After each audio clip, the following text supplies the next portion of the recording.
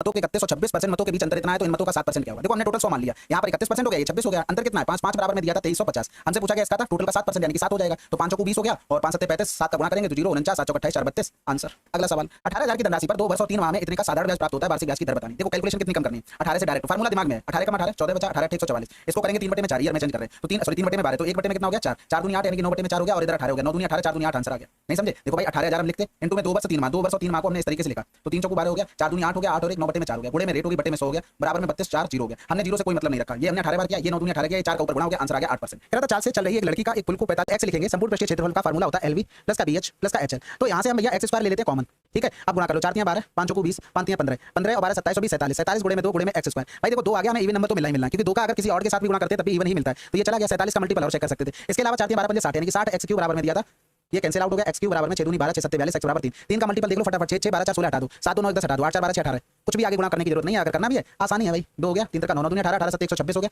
18 चौक 72 और 12 84।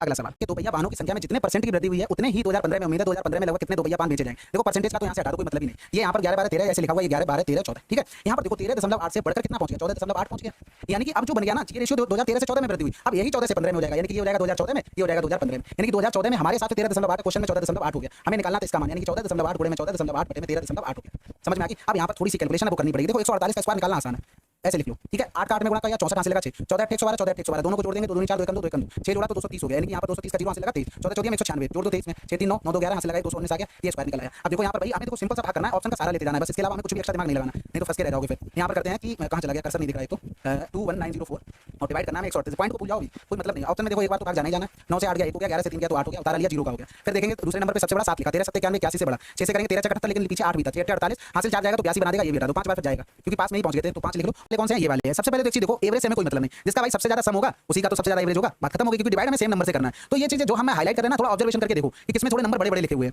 ये चीज तो पहचाननी पड़ेगी ना, नहीं तो फिर क्या बहुत डिटेल में करना पड़ेगा। तो देखो अगर इससे देखें तो इसमें 34 ज्यादा है, इधर 56 ज्यादा फर्क नहीं पड़ा, इधर देखो ये छोटा हो गया, इधर देखेंगे ये बड़ा हो गया, इधर देखेंगे ये बड़ा हो गया, इधर देखेंगे ये बड़ा हो गया। अब यहाँ पर देखो इधर 34 और 84 का डिफरेंस कितना हो जाएगा, 8 से 3 गया 50 हो गया, और यहाँ पर सभी में बड़ा था, यानी कि इसमें केवल 66 में हो गया, तो इनका देखो 6 से 2 गया तो 4 और 6 से 4 गया तो 2 बच गया, 24 और 50 का डिफरेंस। भाई अभी तो सबसे ज्यादा इसी में चल रहा है, बाकी सारी चीजें हटा देते हैं, ठीक है। सबसे ज्यादा अभी इनमें, और ये आंसर नहीं हो सकता। इसमें देखो 27 और 84 का कंपेयर देखो किसमें ज्यादा है, एम वाले में 36 से 55 ज्यादा है, 48 से 42 थोड़ा सा ज्यादा है, 57 ये ज्यादा है, 68 से इसमें ज्यादा है, इससे इसमें ज्यादा है। फिर से अभी कौन जीत रहा है भाई, एम वाला जीत रहा है। अब आ जाते हैं लास्ट वाले पे, देखो 23 से 84 ज्यादा है, 56 से 55 ज्यादा, थोड़ा ज्यादा, एक ज्यादा इधर हो रहा है ना, कोई फर्क नहीं पड़ता, ये 42 हो रहा है, यहाँ 87 89 हो रहा है, यहाँ पर 89 यहाँ पर 92 हो रहा है, यहाँ पर 93 यहाँ पर 94 हो रहा है। देखो 93 94 वाला जो गैप है वो 55 56 से खत्म हो गया, क्योंकि एक एम में ज्यादा था एक पी में ज्यादा था, तो ये तो खत्म हो गया। बचा कौन सा भाई गैप, यहाँ पर देखो ये 42 और ये 67 का गैप हो रहा है, यानी कि 7 से 2 गया 5 हो गया, 6 से 4 गया 2, और इधर तो यही ज्यादा है, इधर भी ज्यादा है और इधर भी ज्यादा है। लेकिन यहाँ पर देखो ये गैप कितना हो रहा है, 4 से 3 गया 1, 8 से 2 गया तो 6, 61 का गैप 25 पूरा कर लेगा, नहीं आंसर लगा दो।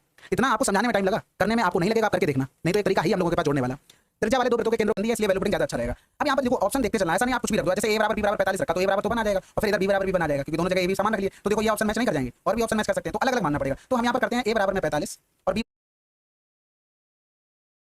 तो a बराबर 45 रखा तो 1 बराबर a इंटू में 1 अपॉन में √3 हो गया, तो यहाँ से लिखेंगे इधर लिख लो a बराबर में √3 आ गया। जब हम इस इक्वेशन में रखेंगे तो 1 अपॉन में √2 हो गया, बराबर में b इंटू में sin 30 का मान होता है 1/2, यानी कि b बराबर में आ गया √2, और cos 45 यानी कि 45 रखेंगे तो 1 अपॉन √2 स्क्वायर है, तो 1/2 हमें आंसर चाहिए। अब ऑप्शन में देखते चलो, आंसर भाई देख लो कौन सा आएगा। पहला ऑप्शन हमने पकड़ा तो 3 प्लस का 1 और 2 प्लस का 1, यानी कि 3/5 हो गया, तो सॉरी 4/3 हो गया। अब देखो अगर दूसरा ऑप्शन पकड़ोगे तो जस्ट इसका अपोजिट आ जाएगा, 5/4, दोनों ऑप्शन चलेंगे। अगर हम तीसरा ऑप्शन देख लेते हैं, b का स्क्वायर यानी कि 2 माइनस का 1 और ये 3 माइनस का 1 यानी कि 2 से 1 गया 1/2, ये आंसर हो गया। अब इसमें जस्ट अपोजिट लिखा था, अपोजिट करोगे तो हमें 2 मिलेगा, ये भी चला गया, ठीक है। देखो जो ABCD समरूप है, समरूप D लिखा कहां पर, फर्स्ट नंबर पे, यानी कि हमें AB की भुजा का मान चाहिए, तो सबसे पहले एरिया लिखेंगे 25/144। आपको पता है सिमिलरिटी की प्रॉपर्टी से अगर एरिया A1 A2 है तो साइड का रेशियो का स्क्वायर होता है, यानी कि हमें चाहिए AB भुजा कहां पर लिखी, ये लिखा, यानी कि ये p स्क्वायर हो गया, और हमें DE यानी कि D का मान लिखेंगे तो ये x स्क्वायर हो जाएगा। दोनों तरफ रूट लेंगे तो 5/12 बराबर में p/x हो गया, x हमें निकालना था तो 12/5 p आंसर। अगला सवाल, बेहतर नौकरी के अवसरों के बहुत आसान हो गया, रेडियस होगी 14, 4 पाई r स्क्वायर का मान निकालना था, यानी कि 4, जब रेडियस 14 होती है तो पाई r स्क्वायर का मान 616 होता है, बस खत्म हो गया सवाल। तो अच्छा यूनिट डिजिट से भी काम हो सकता है क्या, नहीं हो सकता, लेकिन कुछ डिजिट तक जाकर हम खत्म कर सकते हैं, लेकिन ऐसा भी कोई फायदा नहीं होगा। अब ये देखो 1 सेंटीमीटर स्क्वायर का प्राइस है, तो हमें निकालना 4 गुणे में 616 का मान, तो यहाँ पर 2 गुणे में 4 गुणे में 616 हो जाएगा, हमें एक ही बार गुणा करना था बस, 4 दूनी 8 8 48 8 8 4 12 8 48 और 1 49 आंसर,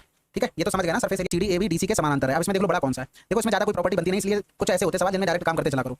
ये AB हो गया, ये CD हो गया, कह रहा था AC और BD ऊपर प्रतिच्छेद करते हैं, तो ये BD जलेले वाला BD नहीं है, ठीक है, ये क्वेश्चन वाला ये O हो गया। कह रहा था AO का मान दे दिया था 3x माइनस का 15 और OB का मान हमें दे दिया था कितना x प्लस का 9 और OC का मान दे दिया था x माइनस का 5, OD का मान दे दिया था 5। अब हमें x के 2 मान निकालने जिससे हमें आंसर मिल जाए। देखो बहुत आसान सवाल होते हैं। पहले तो देखो जब ये दोनों भुजाएं सिमिलर होंगी तो ये अगर थीटा है तो ये थीटा हो गया, ये अगर अल्फा है ये अल्फा हो गया। देखो मैं इसको एक बार लिख के दिखा दे रहा हूं, लेकिन लिखना नहीं होता है। छोटे वाले त्रिभुज में थीटा के सामने 5, बड़े वाले में थीटा के सामने x प्लस का 9, छोटे वाले में अल्फा के सामने x माइनस का 5, बड़े वाले में अल्फा के सामने 3x माइनस का 15। अब देखो इसमें हमें क्या गुणा करना है, तो इस तरीके से नहीं लिखना था, देखो क्रॉस मल्टीप्लाई होना। हमें पता है कि भाई जब ये चीज आपको लिख चुके हो 50 बार सवाल कर चुके हो तो डायरेक्ट इसका इसमें गुणा होता है, इसका इसमें गुणा होता है, तो ये चीज आपको पता होनी चाहिए, प्रैक्टिस ऐसी होनी चाहिए। चाहिए। ठीक है, 5 15 एक्स हो गया, माइनस का 15 15 75, ये लाइन हमको नहीं लिखनी पड़ती, बस इतना ही फर्क पड़ता है। तो एक्स स्क्वायर हो जाता है, माइनस का 5x हो जाता है, फिर प्लस का 9x हो गया और माइनस का 45 हो गया। तो इधर करेंगे 5 30 हो गया, लेकिन हमें माइनस का 11 चाहिए, तो माइनस का यानी कि आप इनको जोड़ोगे तो माइनस का 11 मिल जाएगा, अगर गुणा करोगे तो प्लस का 30। अब इनके साइन चेंज कर लेते हैं, प्लस का 6 प्लस का 5 हो गया। एक्स के कोफिशिएंट से भाग करते हैं, लेकिन है नहीं तो बनी रहेगा, तो एक्स के हमारे पास 2 मान आ गए, तो भैया पुट कर दो 36 प्लस का 25, तो 3 2 5 1 6 6 5 11 आंसर। अगला सवाल, ऐसा सप्ताह होगा जब उनके पास समान धनराशि होगी। देखो 11,000 रुपए तो थे, 5,000 रुपए पे बचाना शुरू करता है, इनके पास 60,000 रुपए थे और ये 2,000 खर्च करना शुरू करते हैं। ऑप्शन का सारा लो, पहले नंबर पे लिखा 7 सप्ताह, यानी कि अगर 7 सप्ताह में देखते तो ये 35,000 बचा देता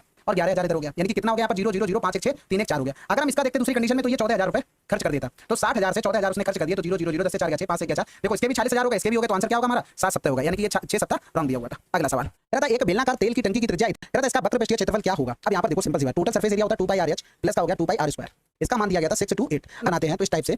ये देखो ये वाला तो सरफेस एरिया हो गया, ये तो ऊपर नीचे वाले सर्किल जोड़ देते हैं, ये और मिल जाता है टोटल सरफेस एरिया। हमें इसी का तो मान निकालना था, यानी कि 628 माइनस का 2 गुणे में 22 बटे में 7 हो गया। रेडियस का मान हमारे पास 25 यानी कि 5 स्क्वायर हो गया। तो अब इसको सॉल्व करेंगे, तो सबसे पहले तो 628 माइनस का यहाँ पर करेंगे 25। बीकॉम या बीबीए के सेकंड या थर्ड ईयर में हो, पता है आपको ये कोर्स करके कितनी सैलरी? ठीक है, अगला सवाल 4,000 अंकित मूल्य वाला एक कॉपी मेकर इतने इतने % की क्रमिक छूट पर उपलब्ध है। कॉपी मेकर का विक्रय मूल्य ज्ञात कीजिए। देखो कुछ नहीं, 4 गुणे में 85 गुणे में 9 गुणे में फिर से हो गया 95। अब यार देखो यहाँ पर या तो 17 का डिविजिबिलिटी चेक कर लो, या फिर 19 का कर लो, या फिर यहाँ पर 9 का कर लो, जिसका भी करना चाहो। और सिंपल सी बात ये है कि 9 का आसान है, यहाँ पर 3 2 5 हटा दो, 5 2 7 9 7 16 हटा दो, 7 2 9 हो सकता है, 9 2 11 हटा दो। इसके अलावा भी कोई मिल जाता हम उसकी चेक कर लेते। समझ रहे हो ना क्या कहना चाहता हूँ? इसके अलावा देखो आपको बटे में 0 वगैरह कुछ नहीं करना है। देखो 5 को 20 20 5 100 हो गया, यानी कि बचा कितना हमारे पास 19 गुणे में 17 गुणे में 9 हो गया, 17 ने में 153 हो गया, 19 का और गुणा कर लो, 19 या 57 यूनिट डिजिट से भी हमारा काम हो गया।